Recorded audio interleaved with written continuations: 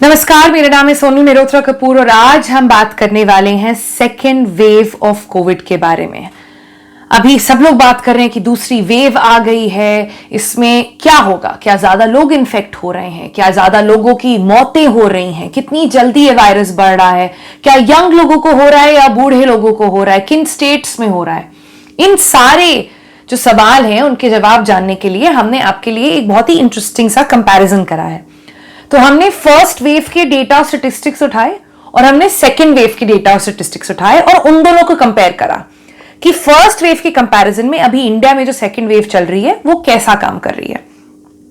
तो पहला कंपैरिजन हमने करा एब्सोल्यूट नंबर्स का, कि अगर हम नंबर्स की बात करें तो सितंबर के आसपास जब 17 सितंबर को जब मैक्सिमम डेली केसेस गए थे, 17 सितंबर का वो दिन है जब एक दिन में ऑलमोस्ट 98,000 केसेस रिपोर्ट हुए थे कंट्री में, तो मैक्सिमम हिट हो गया था।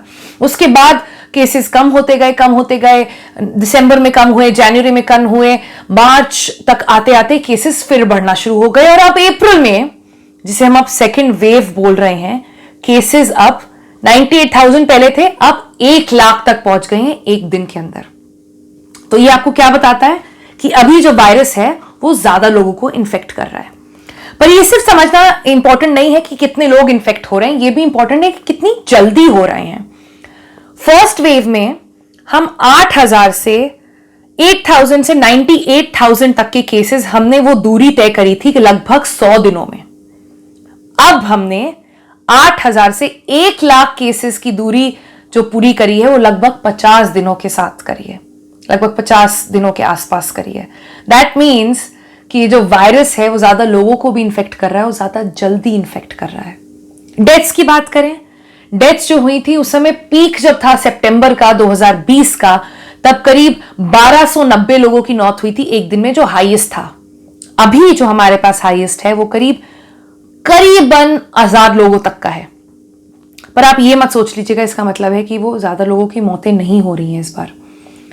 हमने डॉक्टर से जब बात करी इसके बारे में, मैंने एक्सपर्ट से इसके बारे में जब शो पर आज पूछा, तो उन्होंने बताया कि ये तो अभी सेकेंड पीक आई नहीं है, ये तो अभी बढ़ रहे हैं केसेस, अभी ये डिप करना शुरू ही नहीं हुए हैं। तो अभी ये जो 1 लाख आपने देखा, ये हो सकता है और ऊपर चला जाए, और ये 1 लाख लोग जब अस्पतालों में जाएंगे, बाकी के लोग जब होंगे, तो पता नहीं आगे जाके डेथ्स का नंबर बढ़ सकता है शायद।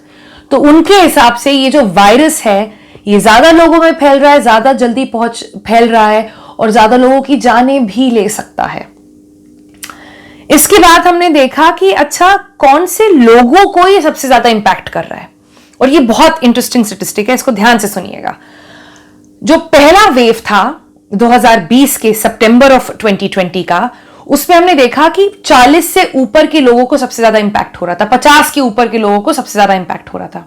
लेकिन इस बार जो मैक्सिमम एज ब्रैकेट है, जहां सबसे ज्यादा लोग इंपैक्ट हो रहे हैं, वो 18 से 40 तक के हो रहे हैं। मतलब जो यंग लोग हैं कंट्री में, उनको ये सेकेंड वेव का वायरस ज्यादा लग रहा है।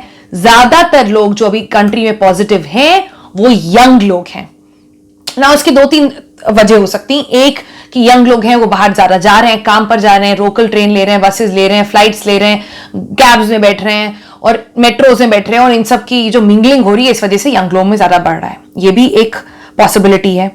दूसरी ये भी पॉसिबिलिटी है कि यंग लोग जो हैं वो अभी थोड़े केयरलेस हो गए, उनको लग रहा है कि हमें तो कुछ नहीं होने वाला है।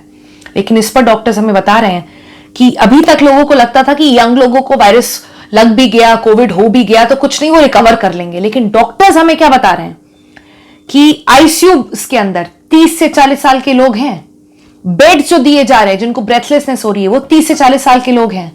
तो यंग लोग जो हैं उनको वायरस का इंपैक्ट भी हो रहा है, ज्यादातर वो इन्फेक्ट हो रहे हैं और ज्यादा लंबा टाइम लग रहा है उसे फाइट करने में, और काफी सीरियस भी ये डिजीज अब हो गई है।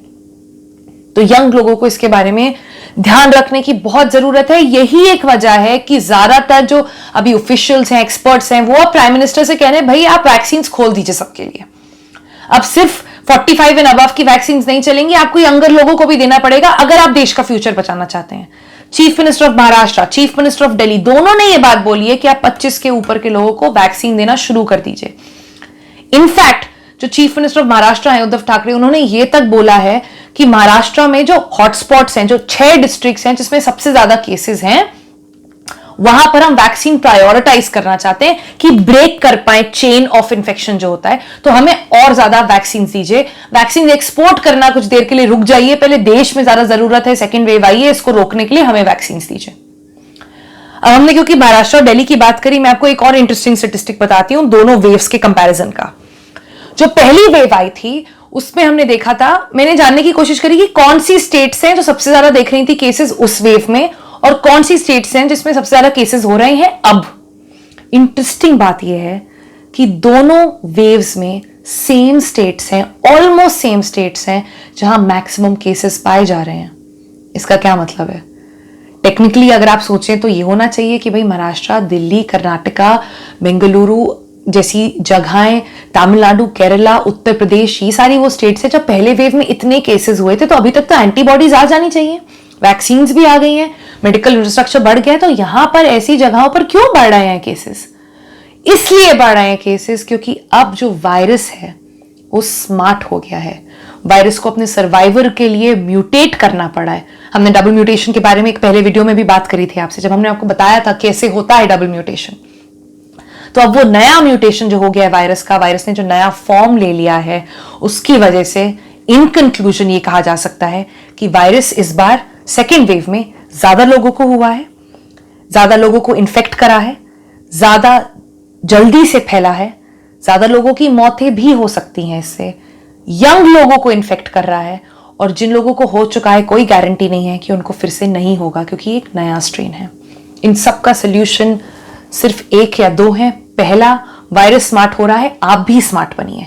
वायरस से लड़ने के लिए अपना मास्क हमेशा पहन के रखिए, सोशल डिस्टेंसिंग बना के रहिए, अगर बहुत जरूरी नहीं है तो ट्रैवल करना बंद करिए, बाहर जाना बंद करिए, पार्टीज, रिलीजियस गैदरिंग्स, शादियां, इन सब में जाने से अपने आप को रोकिए। और दूसरा, जो एक कहा जा सकता है वन स्टॉप सोल्यूशन है, जिससे ही ये कोविड-19 की पूरी पैंडेमिक खत्म होगा, वो है वैक्सीनेशन, वैक्सीनेशन, वैक्सीनेशन। जब आपकी बारी आए तो वैक्सीनेट अपने आप को करवाएं। कोई भी वैक्सीन मिल रही हो उससे वैक्सीन अभी करवाएं। देश में दोनों वैक्सीन काफी अच्छी हैं, और जब तक आप ये नहीं करेंगे तब तक ये वायरस जो है हमसे जो है ये रेस एक तरह से जीतता जाएगा।